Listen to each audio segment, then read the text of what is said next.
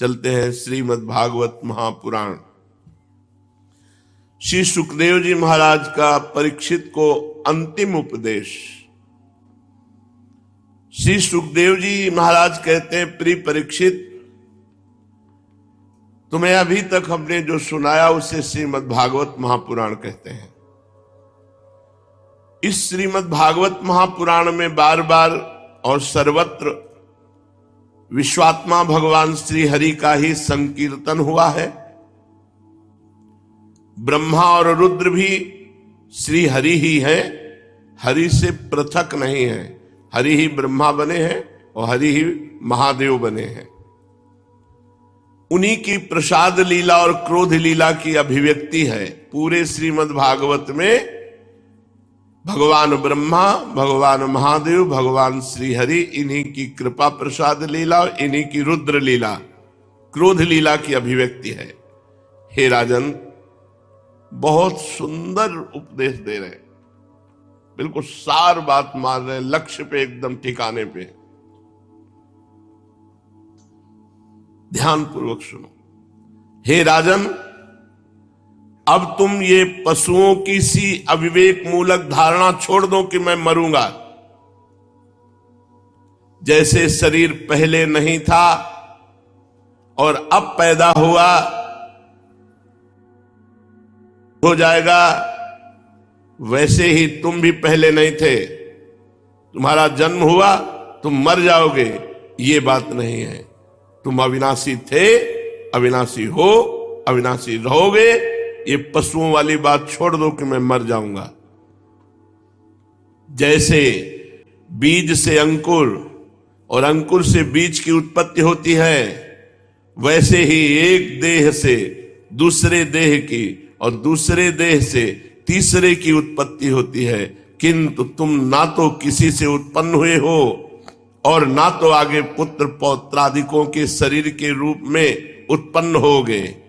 अजी, जैसे आग लकड़ी से सर्वथा अलग रहती है, लकड़ी की उत्पत्ति और विनाश से सर्वथा परे है, वैसे ही तुम शरीर आदि से सर्वथा अलग हो।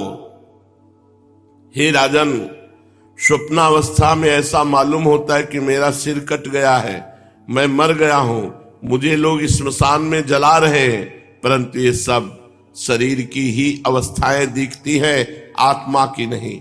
देखने वाला तो उन अवस्थाओं से सर्वथा परे, जन्म और मृत्यु से रहित शुद्ध बुद्ध परम तत्व स्वरूप है।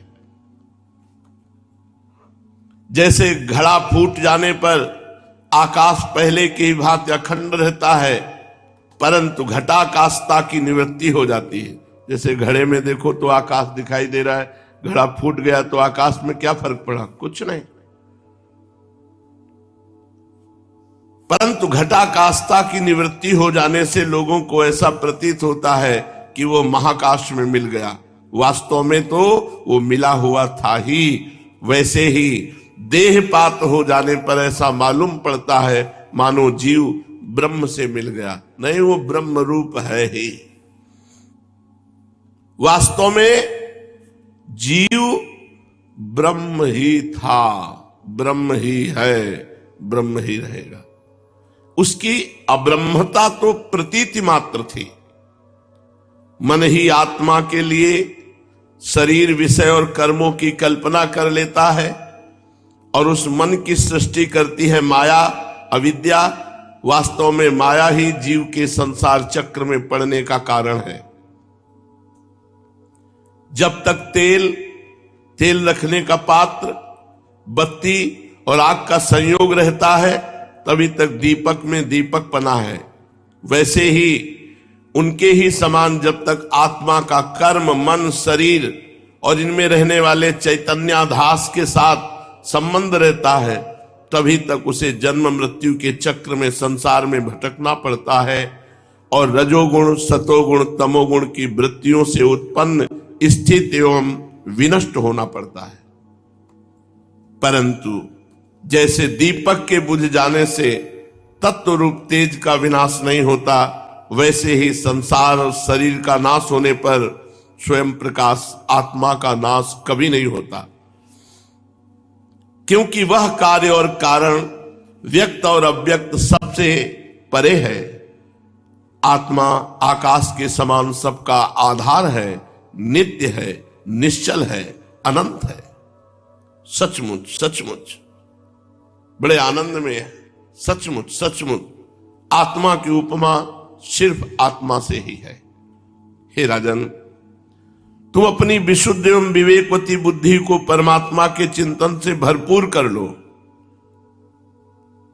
तुम अपनी विवेकवती बुद्धि से परमात्मा का इतना चिंतन करो कि बुद्धि परमात्मामय हो जाए और स्वयं ही अपने अंतर में स्थित परमात्मा का साक्षात्कार कर लो। देखो, तुम मृत्युओं के भी मृत्यु हो। बस जाने वाले हैं श्री सुखदेव जी महाराज उठ के। 7 दिन से लगातार भागवत चर्चा करते रहे। देखो, तुम मृत्युओं की भी मृत्यु हो, तुम स्वयं ईश्वर हो। ब्राह्मण के साप से प्रेरित तक्षक इस शरीर को भस्म करेगा, तुम्हें नहीं। अजी तक्षक की तो बात ही क्या, स्वयं मृत्यु और मृत्युओं का समूह भी तुम्हारे पास तक नहीं फटक सकेगा। जो मैंने बताया इसका अनुसंधान करो, चिंतन करो, चिंतन करो। मैं ही सर्वाधिष्ठान पर ब्रह्म हूं, मैं ही सर्वाधिष्ठान ब्रह्म हूं, मैं ही ब्रह्म हूं। ऐसा चिंतन करो। इस प्रकार तुम अपने आप को अपने वास्तविक एक रस अनंत अखंड स्वरूप में स्थित कर लो। जिस समय अपनी विषैली जीभ लपलपाता हुआ, अपने होठों के कोने चाटता हुआ तक्षक आएगा, विस्फूर्ण मुख से तुम्हारे पैर में डसेगा, कोई परवाह न करना। तुम अपने आत्म स्वरूप में स्थित होकर इस शरीर को और तो क्या सारे विश्व को भी अपने से पृथक न देखना। आखिरी शब्द, आत्मस्वरूप बेटा परीक्षित, कितना प्यार मिला श्री सुखदेव जी का परीक्षित जी को। इतने विरक्त परमहंस कहते हैं, आत्मस्वरूप बेटा परीक्षित, तुमने विश्वात्मा भगवान की लीला के संबंध में जो प्रश्न किया था उसका उत्तर मैंने दे दिया। अब और क्या जानना चाहते हो? श्री सूत जी महाराज शौनकादि ऋषियों से कहा, हे ऋषियों, व्यास नंदन श्री सुखदेव जी समस्त चराचर जगत को अपनी आत्मा के रूप में अनुभव करने वाले महापुरुष हैं। वे सब में समान दृष्टि रखते हैं। भगवान के शरणागत एवं उनके द्वारा सुरक्षित राजर्षि परीक्षित ने संपूर्ण उपदेश बड़े ध्यान से श्रवण किया। फिर थोड़ा नजदीक खस के और सिर झुका करके अंजलि बांध करके चरणों में मस्तक रख दिया। कितना सौभाग्य से सिद्ध महापुरुष के चरणों के समीप। और राजा परीक्षित ने हाथ जोड़कर कहा, भगवान, आप करुणा के मूर्तिमान स्वरूप हैं।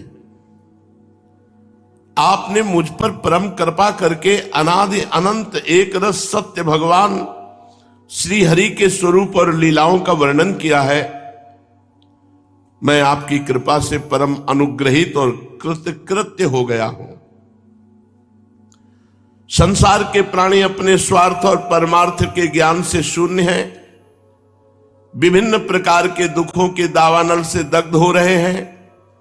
उनके ऊपर भगवानमय महात्माओं का अनुग्रह होना कोई नई घटना अथवा आश्चर्य की बात नहीं है, यह तो उनके लिए स्वाभाविक ही है। मैंने और मेरे साथ बहुत से लोगों ने आपके श्री मुखारबिंद से इस श्रीमद् भागवत महापुराण का श्रवण किया है। इस पुराण में पद पद पर भगवान श्री हरि के स्वरूप और लीलाओं का वर्णन हुआ है, जिसके गान में बड़े बड़े आत्माराम पुरुष रमते रहते हैं। भगवान, मैं आपकी कृपा से अभय पद को प्राप्त हो गया। सामने उपदेश और अनुभव, मुझे आपकी कृपा से अभय पद प्राप्त हो गया है। ब्रह्म और आत्मा की एकता का साक्षात्कार करा दिया आपने। अब मैं परम शांति स्वरूप ब्रह्म में स्थित हूं। अब मुझे तक्षक आदि किसी भी मृत्यु के निमित्त से अथवा दल के दल मृत्युओं से भी कोई भय नहीं रहा। आपकी कृपा से मैं अभय हो गया हूं। ब्रह्मन, अब मुझे आज्ञा दीजिए, मैं अपनी वाणी सदा के लिए बंद करता हूं। परीक्षित जी ने कहा सदा के लिए, क्योंकि अभी तक्षक काटेगा। मैं अपनी वाणी सदा के लिए बंद कर लूं, मौन हो जाऊं, साथ ही कामनाओं के संस्कार से रहित चित्त को इंद्रियातीत परमात्मा के स्वरूप में विलीन कर दूं और अपने प्राणों को त्याग कर दूं। आपके द्वारा उपदेश की हुई ज्ञान और विज्ञान में परिनिष्ठित हो जाने से मेरा अज्ञान सर्वदा के लिए नष्ट हो गया है। आपने भगवान के परम कल्याण में स्वरूप का मुझे साक्षात्कार करा दिया है। सूत जी कहते हैं, सौनकादि ऋषियों, राजा परीक्षित ने भगवान श्री सुखदेव जी से इस प्रकार कहकर बड़े प्रेम से उनकी पूजा की। बस श्री सुखदेव जी खड़े हुए, वो तो आत्मानंद में मगन है और वहां से चल दिए। बहुत से महात्मा लोग तुरंत चल दिए सुखदेव जी के पीछे ही। राजा परीक्षित ने बिना किसी बाह्य सहारा के स्वयं अपनी अंतरात्मा को एकाग्र किया और स्वरूप चिंतन में बैठ गए। ध्यान मगन हो गए। शंकर सहज स्वरूप समारा, लाग समाधि अखंड पारा। अब उनका श्वास प्रश्वास भी रुक गया। समाधि, वो ऐसे हो गए जैसे कोई ठूंठ। प्राणों की गति रुक गई, श्वास प्रश्वास भी नहीं चल रहा। समाधि में, जीवित है पर समाधि में है, आत्मस्वरूप में स्थित।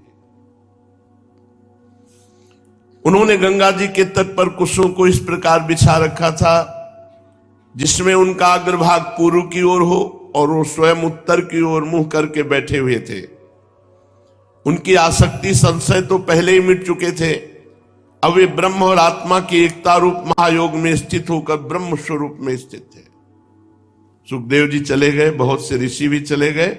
आप बिल्कुल काष्ठवत अपने स्वरूप में स्थित। इसी समय मुनि कुमार श्रृंगी ऋषि के क्रोधित होकर जो परीक्षित का शाप बना था कि आज के 7वें दिन तुम्हें तक्षक डसेगा, अब उसी ब्रह्म वाक्य से प्रेरित होकर क्रोधित हुआ तक्षक सर्प राजा परीक्षित को डसने के लिए उनके पास चला। तो एक बड़े मंत्रवेत्ता थे, कश्यप नाम के ऋषि। तो देखा कि ये तो बहुत बड़े मंत्रवेत्ता हैं, ये क्यों जा रहे हैं परीक्षित के पास। कश्यप ब्राह्मण सर्प विष की चिकित्सा करने में बड़े निपुण थे। तक्षक ने पूछा, कहां जा रहे हो? ब्राह्मण के वेश में तक्षक था।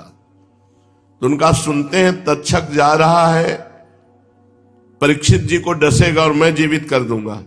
तो उनका तक्षक के डसे हुए को जीवित कर दोगे? तो उनका तुम्हें विश्वास नहीं है क्या? मंत्रों पर बल नहीं है क्या? तो बोले, मैं ही तक्षक हूं, मैं इस पीपल के वृक्ष को डसता हूं, अभी ये भस्म हो जाएगा, तुम पुनः उसे जीवित कर दो। तो जे हुई डसा सो तत्काल विष की आग लगी और राख हो गया। कश्यप जी ने कमंडल से जल निकाला, मंत्र पढ़ के डाला, तो नवीन नवीन जैसे बसंत ऋतु के बाद कोपले निकलती है, ऐसे हरा वृक्ष। तो उनका क्यों जा रहे हो? तो उनका उनको जीवित करेंगे तो प्रसन्न होकर हमें धन देंगे। तो बोले, जितना धन चाहोगे हम देंगे, तुम वापस हो जाओ। कश्यप को धन देकर वहीं से लौटा दिया, उन्हें राजा के पास न जाने दिया और स्वयं ब्राह्मण का वेश धारण करके, ब्राह्मणों के लिए कोई रोक टोक जांच नहीं थी परीक्षित जी से मिलने की, वहां पहुंचा क्योंकि ये इच्छानुसार रूप धारण कर सकता था, इच्छाधारी नाग तक्षक। राजा परीक्षित के पास ब्राह्मण के रूप में गया, देखा शांत भाव से बैठे, तत्काल तक्षक रूप हुआ और परीक्षित को डस लिया। राजा परीक्षित को तक्षक ने जब डसा, उसके पहले ही वो शरीर छोड़ चुके थे। ब्रह्म भाव में स्थित होकर, अभी था ना श्वास प्रश्वास की गति रुक गई समाधि अवस्था में, पर वो पहले ही शरीर का राग छोड़कर आत्मस्वरूप में स्थित थे। अब तक्षक के विष की आग से उनका शरीर सबके सामने धू धू करके ऐसे भस्म हो गया। पृथ्वी आकाश सब दिशाओं में बड़े जोर जोर से हाय हाय की ध्वनि होने लगी। देवता असुर मनुष्य आदि सब के सब परीक्षित की परम गति देखकर विस्मित हो गए। देवताओं की दुंदुभियां अपने आप बज उठी, गंधर्व और अप्सराएं गान करने लगी। देवता लोग साधु साधु के नारे लगाकर पुष्पों की वर्षा करने लगे। जब जन्मेजय जी ने सुना कि तक्षक ने मेरे पिता को डस लिया है, ये उसका कोई अपराध नहीं है, लेकिन उसने अपराध किया, कश्यप को धन देकर वापस क्यों भेज दिया? कश्यप जी जब आ रहे थे तो क्यों वापस? तुम ब्राह्मण के साप से पीड़ित होकर डसने आ रहे हो, तुम्हारा कोई अपराध नहीं, लेकिन तुमने बीच में ऐसा क्यों किया? जब ये बात पता चली तो उन्हें बड़ा क्रोध हुआ। उन्होंने अपने ब्राह्मणों से, ऋषियों से कहा कि ऐसी यज्ञ, सर्पेष्टि यज्ञ कराना चाहते हैं जिससे तक्षक की आहुति दे सके। स्वाहा, हमारे सामने तड़पता हुआ यज्ञ कुंड में जले। जन्मेजय के कहने से बड़े बड़े ब्रह्म ऋषियों ने स्वीकृति दे दी और सर्पेष्टि यज्ञ प्रारंभ हुई। 500 फण वाले, 100 फण वाले, 1000 फण वाले, ऐसे सर्प जिनका नाम लेकर आहुति देते, कुल के कुल आकर उसमें यज्ञ कुंड में भस्म होने लगे। प्रज्वलित अग्नि में बड़े बड़े महासर्प, इच्छाधारी सर्प भस्म हो जाते। अब ये अत्यंत भयभीत होकर देवराज की शरण में गया तक्षक। बहुत सर्पों के भस्म होने पर भी तक्षक नहीं आया। यह देखकर परीक्षित नंदन राजा जन्मेजय ने ब्राह्मणों से कहा, ब्राह्मणों, जिसके लिए हमने सर्पेष्टि यज्ञ की वो तक्षक तो अभी तक भस्म ही नहीं हुआ, क्यों नहीं भस्म हो रहा? ब्राह्मणों ने कहा, राजेंद्र, तक्षक इस समय इंद्र की शरण में चला गया है और इंद्र तक्षक की रक्षा कर रहे हैं। अब जन्मेजय जी ने कहा, तो कहां है? बोले, देवराज इंद्र के पावे में लिपटा हुआ है। इच्छाधारी नाग है, आहुति दो, मैं देवराज इंद्र सहित, मंत्रों का बल देखो, मैं देवराज इंद्र और सिंहासन और तक्षक सब यज्ञ कुंड में आना चाहिए। ब्रह्म ऋषियों ने शुरू किया, हरि ओम। नाचने लगा आकाश में सिंहासन, घूमने लगा। देवराज इंद्र तो उतर के भागे, लेकिन तक्षक ने स्तंभित कर दिया। सिंहासन छोड़कर नहीं हट सकता तक्षक। देवराज इंद्र का इसलिए अपराध बनता है कि तुमने ऐसे अपराधी को क्यों शरण दी, पर वो देवराज इंद्र त्रिभुवनपति उतर कर भागे तो सिंहासन में स्तंभित कर दिया कि हिल नहीं सकता तक्षक की, भाग जाए छोड़कर, इच्छाधारी है। अब वो नाचने लगा। इसी समय अग्निकुंड में वो गिरने ही वाला था कि आस्तिक ऋषि, तक्षक के भांजे हैं, वासुकी नाग के भांजे हैं, उन्होंने कहा, तिष्ठ तिष्ठ तिष्ठ। वही आकाश में ही आहुति ऐसे, और वही रोक दिया और कहा, यह आहुति मुझे दान में दे दो। और यज्ञ का नियम होता है कि मांगने वाले को दिया जाता है। तो जन्मेजय जी ने कहा, ब्राह्मण कुमार, इस आहुति को छोड़कर जो चाहो मांग लो। उन्होंने कहा, मुझे कुछ नहीं चाहिए, यही आहुति। फिर ऋषियों ने कहा, भगवान की ऐसी इच्छा है। सर्पेष्टि यज्ञ भंग हुई और तक्षक जीवित रहा। परीक्षित जन्मेजय बड़े ही बुद्धिमान और वीर थे। उन्होंने ब्राह्मणों की बात सुनकर ऋतुजों से कहा, ब्राह्मणों, आप लोग इंद्र के साथ तक्षक को क्यों नहीं अग्नि में गिरा देते? जन्मेजय की बात सुनकर ब्राह्मणों ने उसी यज्ञ में इंद्र के साथ तक्षक का अग्निकुंड में आवाहन किया। उन्होंने कहा, रे तक्षक, तुम मरुदगण के सहचर इंद्र के साथ इस अग्निकुंड में शीघ्र आ जा। सहेन्द्र तक्षको विप्रा नाग्नो की मति पात्यते। मंत्र में कितनी बड़ी सामर्थ्य है। जब ब्राह्मणों ने इस प्रकार आकर्षण मंत्र का पाठ किया तो इंद्र अपने स्थान स्वर्ग से विचलित हो गए। विमान पर बैठे हुए इंद्र तक्षक के साथ ही बहुत घबरा गए। उनका विमान आकाश में चक्कर काटने लगा। अंगिरानंदन बृहस्पति जी ने देखा कि आकाश से देवराज इंद्र विमान और तक्षक के सहित अग्निकुंड में भस्म हो जाएंगे। तब उन्होंने राजा जन्मेजय से कहा, नरेंद्र, सर्पराज तक्षक को मार डालना आपके योग्य काम नहीं, क्योंकि ये अमृत पी चुका है, इसलिए अजर और अमर है। राजन, जगत के प्राणी अपने अपने कर्म के अनुसार ही जीवन मरण और मरणोत्तर गति प्राप्त करते हैं। कर्म के अतिरिक्त और कोई भी किसी को सुख दुख नहीं दे सकता। जन्मेजय, ये तो बहुत से लोगों की मृत्यु सांप, चोर, आग, बिजली आदि से, भूख प्यास से, रोग आदि निमित्तों से मृत्यु होती है, परंतु ये तो कहने की बात है। वास्तव में तो सभी प्राणी अपने प्रारब्ध कर्म का ही उपभोग करते हैं। राजन, तुमने बहुत से निरपराध सर्पों को जला दिया है। इस अविचार यज्ञ का फल केवल प्राणियों की हिंसा ही है, इसलिए इसे बंद कर देना चाहिए, क्योंकि जगत के सभी प्राणी अपने अपने प्रारब्ध कर्म का ही भोग कर रहे हैं।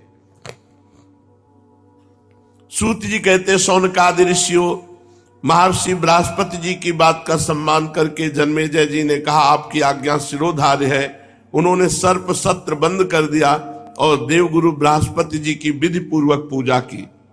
ऋषिगण, जिससे विद्वान ब्राह्मण को भी क्रोध आया, परीक्षित जी को शाप हुआ, मृत्यु हुई, फिर जन्मेजय को क्रोध आया, सर्प यज्ञ हुई, ये सब भगवान की माया का खेल है।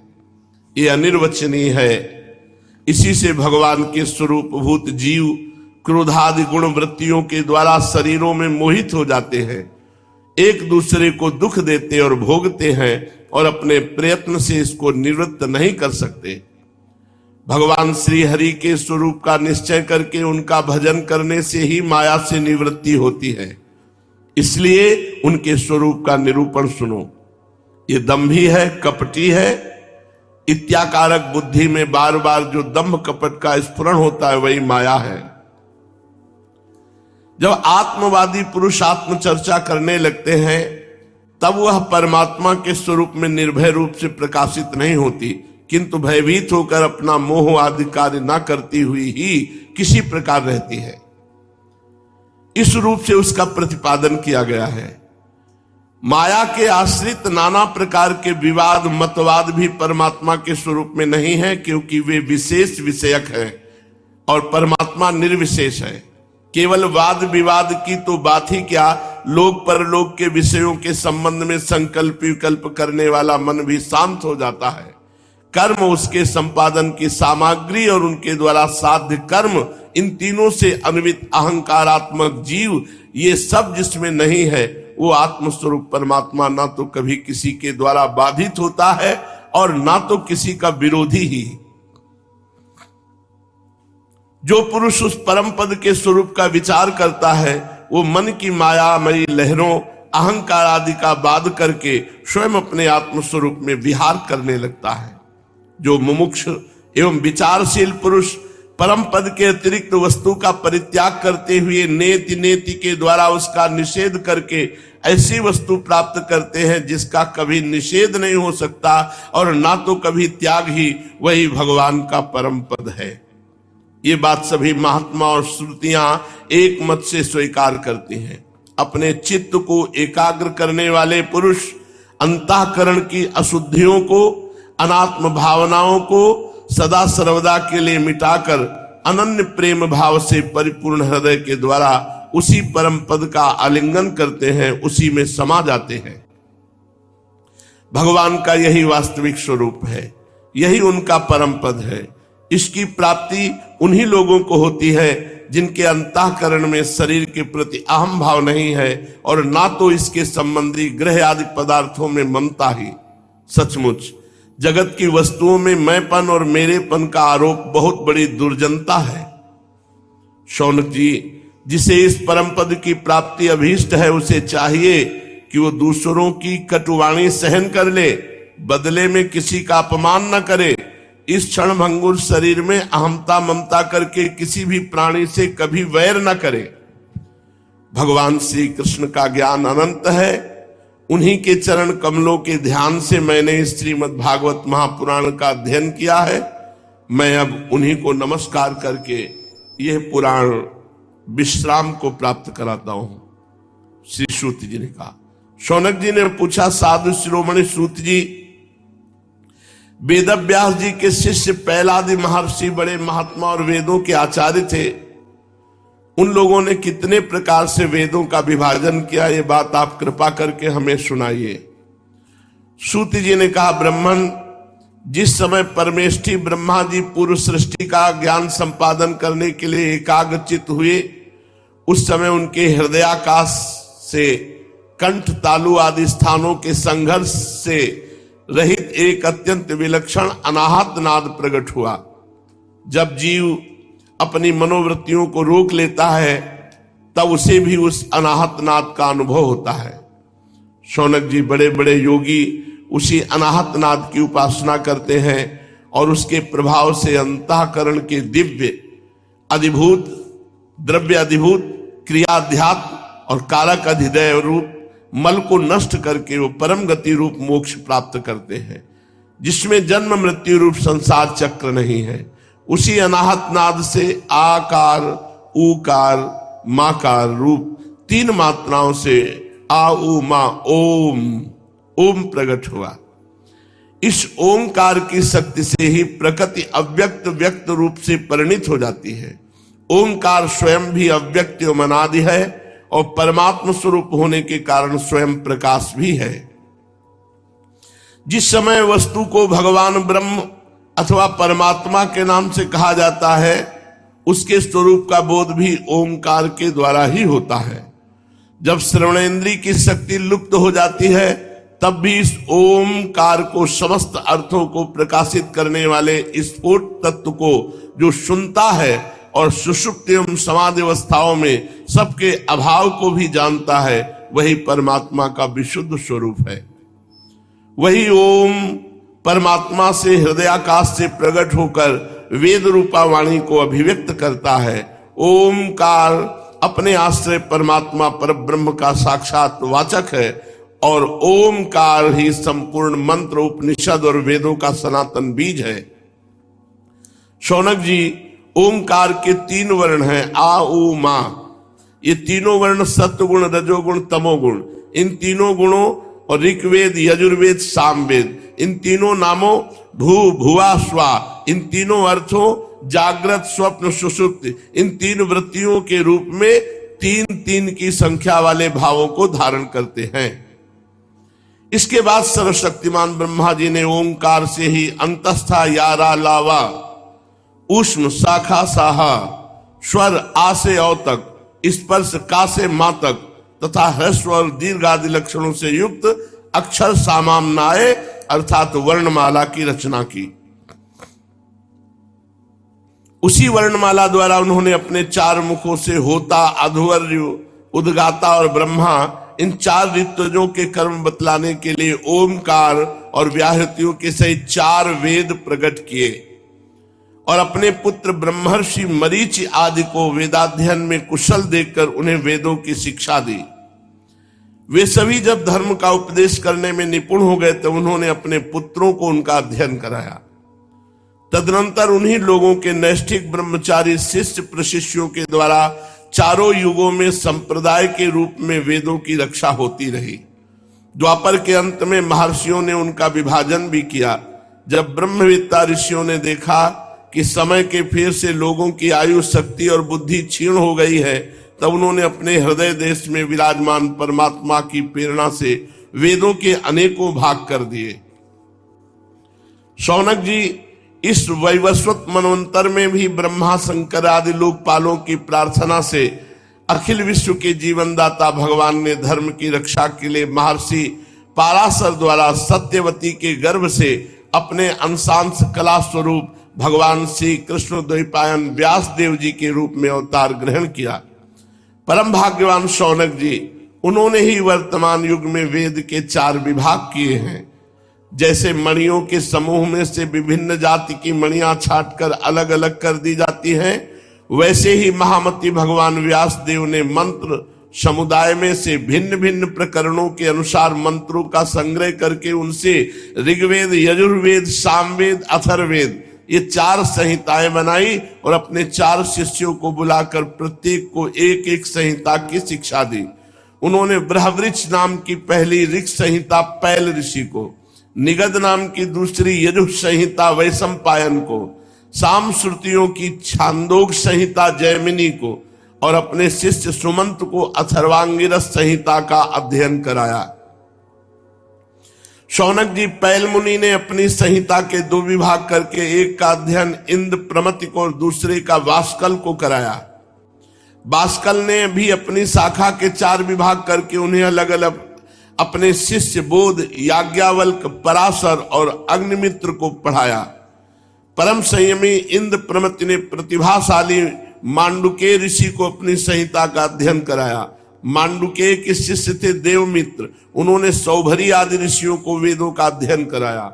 मांडुके के पुत्र का नाम था साकल्य, उन्होंने अपनी संहिता के 5 विभाग करके उन्हें वात्स्य, मुद्गल, शालीय, गोखल्य और शिशिर नामक शिष्यों को पढ़ाया। साकल्य के एक और शिष्य थे जातुकर्ण मुनि, उन्होंने अपनी संहिता के 3 विभाग करके तत्संबंधी निरुक्त के साथ अपने शिष्य बलाक, पैज, वैताल और बिरज को पढ़ाया। बास्कल के पुत्र बास्कल ने सब शाखाओं से एक बालखिल्य नाम की शाखा रची, उसे बालायन, भज्य एवं कासार ने ग्रहण किया। इन ब्रह्म ऋषियों ने पूर्वोक्त संप्रदाय के अनुसार ऋग्वेद संबंधी बृहवृक्ष शाखाओं को धारण किया। जो मनुष्य ये वेदों के विभाजन का इतिहास श्रवण करता है वो समस्त पापों से छूट जाता है। शौनक जी, वैशंपायन के कुछ शिष्यों का नाम था चरकाध्वर्यु। इन लोगों ने अपने गुरुदेव के ब्रह्म हत्या जनित पाप का प्रायश्चित करने के लिए एक व्रत का अनुष्ठान किया, इसीलिए इनका नाम चरकाध्वर्यु पड़ा। वैशंपायन के एक शिष्य याज्ञवल्क मुनि ने भी थे, उन्होंने अपने गुरुदेव से कहा, अहो भगवान, ये चरकाध्वर्यु ब्राह्मण तो बहुत ही थोड़ी शक्ति रखते हैं, इन्हें व्रत पालन से लाभ ही कितना है। मैं आपके प्रायश्चित के लिए बहुत ही कठिन तपस्या करूंगा। याज्ञवल्क मुनि की ये बात सुनकर वैशंपायन मुनि को क्रोध आ गया। उन्होंने कहा, बस बस चुप रहो, तुम्हारे जैसे ब्राह्मणों का अपमान करने वाले शिष्य की मुझे कोई आवश्यकता नहीं है। देखो, अब तक तुमने मुझसे जो कुछ अध्ययन किया वो शीघ्र भूल जाओ, ये गुरुजनों का, और यहां से तुरंत निकल जाओ, क्योंकि तुमने ब्राह्मणों का अपमान किया। याज्ञवल्क जी देवरात के पुत्र थे, उन्होंने गुरु जी की आज्ञा पाते ही उनके पढ़ाए हुए यजुर्वेद का वमन कर दिया, फिर शून्य होकर वहां से चल दिए, सारा ज्ञान वमन कर दिया।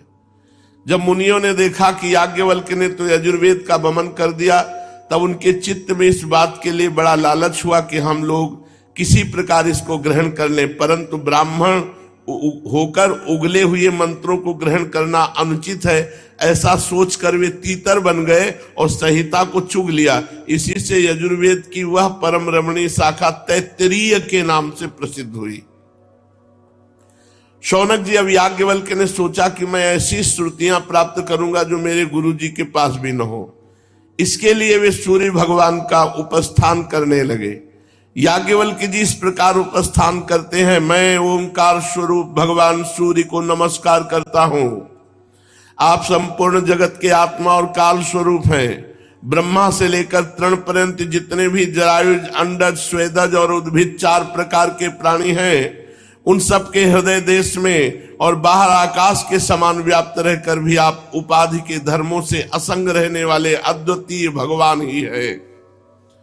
आप ही क्षण, लव, निमेष आदि अवयवों से संगठित संवत्सरों के द्वारा एवं जल के आकर्षण, विकर्षण, आदान प्रदान के द्वारा समस्त लोगों की जीवन यात्रा चलाते हैं। हे प्रभु, आप समस्त देवताओं में श्रेष्ठ हैं। जो लोग प्रतिदिन तीनों समय वेद विधि से आपकी उपासना करते हैं, उनके सारे पाप और दुखों के बीजों को आप भस्म कर देते हैं। हे सूर्यदेव, आप सारी सृष्टि के मूल कारण एवं समस्त ऐश्वर्यों के स्वामी हैं, इसलिए हम आपको इस तेजोमय मंडल का पूरी एकाग्रता के साथ ध्यान करते हैं। आप सबके आत्मा अंतर्यामी हैं। जगत में जितने चराचर प्राणी हैं सब आपके ही आश्रित हैं। आप ही उनके अचेतन मन, इंद्रिय और प्राणों के प्रेरक हैं। ये लोग प्रतिदिन अंधकार रूप अजगर के विकराल मुंह में पड़कर अचेत और मुर्दा सा हो जाता है।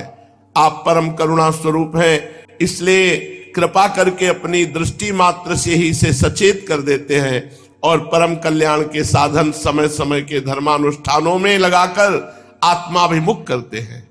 जैसे राजा दुष्टों को भयभीत करता हुआ अपने राज्य में विचरण करता है, वैसे ही आप चोर जार आदि दुष्टों को भयभीत करते हुए विचरते रहते हैं। चारों ओर सभी दिक्पाल स्थान स्थान पर अपनी कमल की कली के समान अंजलियों से आपको उपहार समर्पित करते हैं। भगवान, आपके दोनों चरण कमल तीनों लोकों के गुरु सदस्य महानुभावों से भी वंदित है। मैंने आपके युगल चरण कमलों की इसलिए शरण ली है कि मुझे ऐसे यजुर्वेद की प्राप्ति हो जो अब तक मेरे गुरु जी को भी न मिला हो। सूत जी कहते, शौनकादि ऋषियों, जब याज्ञवल्क्य मुनि ने भगवान सूर्य की इस प्रकार स्तुति की तब वे प्रसन्न होकर उनके सामने अश्वरूप से प्रकट हुए और उन्हें यजुर्वेद के उन मंत्रों को उपदेश किया जो अब तक किसी को प्राप्त न हुए थे। इसके बाद याज्ञवल्क्य मुनि ने यजुर्वेद के असंख्य मंत्रों से उसकी 15 शाखाओं की रचना की। वही वाद शनेय शाखा के नाम से प्रसिद्ध है और उन्हें कर्ण, माध्यन्दिनी आदि ऋषियों ने ग्रहण किया। ये बात मैं पहले कह चुका हूं कि महर्षि श्री कृष्ण द्वैपायन ने जैमिनी मुनि को साम संहिता का अध्ययन कराया। उनके पुत्र थे सुमंत मुनि और पौत्र थे सुनवान। जैमिन मुनि ने अपने पुत्र और पौत्र को एक एक संहिता पढ़ाई। जैमिन मुनि के एक शिष्य का नाम था सुकर्मा। वह एक महान पुरुष था। जैसे एक वृक्ष में बहुत सी डालियां होती, वैसे ही सुकर्मा ने सामवेद की 1000 संहिताएं बना दी। सुकर्मा के शिष्य कौशल देश निवासी हिरण्यनाभ, पौष्यन जी और ब्रह्मवेत्ताओं में श्रेष्ठ आवंत्य ने उन शाखाओं को ग्रहण किया। पौष्यन जी और आवंत के 500 शिष्य थे। वे उत्तर दिशा के निवासी होने के कारण औदिच्य सामवेदी कहलाते थे। उन्हीं को प्राच्य सामवेदी भी कहते हैं। उन्होंने एक एक संहिता का अध्ययन किया। पौष्यन जी के और भी शिष्य थे, लोगाक्ष, मांगल्य, कुल्य, कुशीद और कुक्ष। इनमें से प्रत्येक ने 100 संहिताओं का अध्ययन किया। हिरण्यनाभ का शिष्य था कृत। उसने अपने शिष्यों को 24 संहिताएं पढ़ाई। शेष संहिताएं परम संयमी आवंत ने अपने शिष्यों को दी। इस प्रकार सामवेद का विस्तार हुआ। शौनकादि ऋषियों, सूत जी कहते हैं कि मैं कह चुका हूं कि अथर्ववेद के ज्ञाता सुमंत मुनि थे। उन्होंने अपनी संहिता अपने प्रिय शिष्य कबंध को पढ़ाई। कबंध ने उस संहिता के 2 भाग करके पथ्य और वेद दर्श को उसका अध्ययन कराया।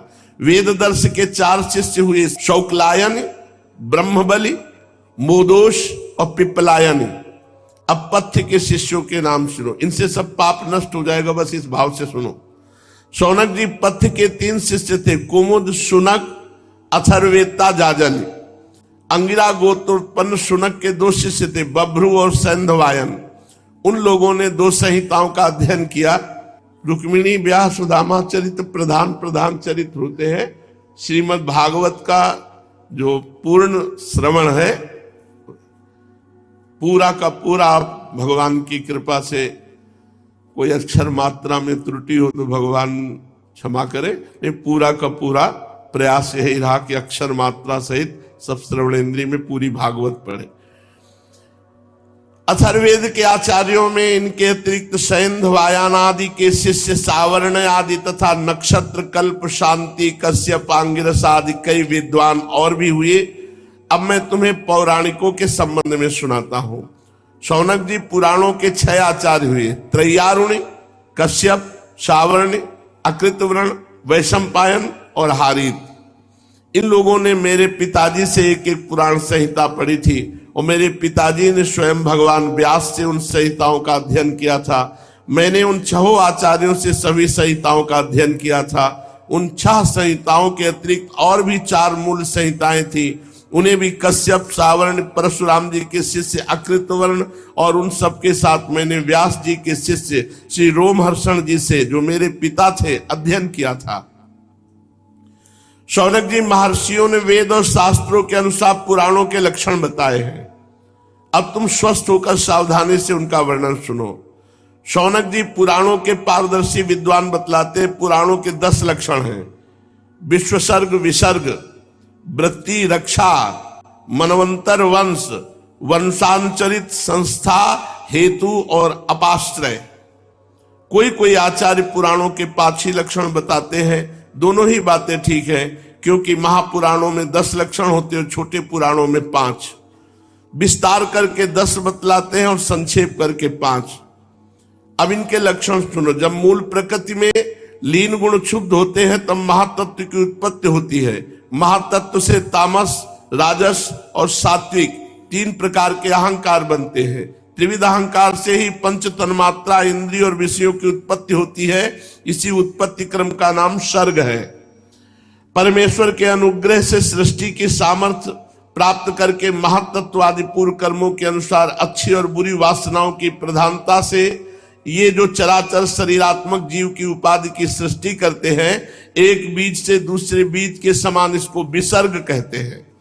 चर प्राणियों के अचर पदार्थ वृत्ति जीवन निर्वाह की सामग्री है। चर प्राणियों के दुग्ध आदि भी इनमें से मनुष्यों ने कुछ तो स्वभावश कामना के अनुसार निश्चित कर लिए और कुछ ने शास्त्र के आज्ञा अनुसार। भगवान युग युग में पशु, पक्षी, मनुष्य, ऋषि, देवता आदि के रूप में अवतार ग्रहण करके अनेक लीलाएं करते हैं। इन्हीं अवतारों में से वे वेद धर्म के विरोधियों का संहार भी करते हैं। उनकी अवतार लीला विश्व की रक्षा के लिए होती, इसलिए उसका नाम रक्षा है। मनु देवता, मनुपुत्र, इंद्र, सप्त ऋषि और भगवान के अंशावतार, इन्हीं 6 बातों को विशेषता से युक्त समय को मनवंतर कहते हैं। ब्रह्मा जी से जितने राजाओं की सृष्टि हुई, उनकी भूत, भविष्य और वर्तमान कालीन संतान परंपरा को वंश कहते हैं। उन राजाओं के तथा उनके वंशधरों के चरित्र का नाम वंशानुचरित है। इस ब्रह्मांड का स्वभाव से ही प्रलय हो जाता है। उसके 4 भेद हैं, नैमित्तिक, प्राकृतिक, नित्य और आत्यंतिक।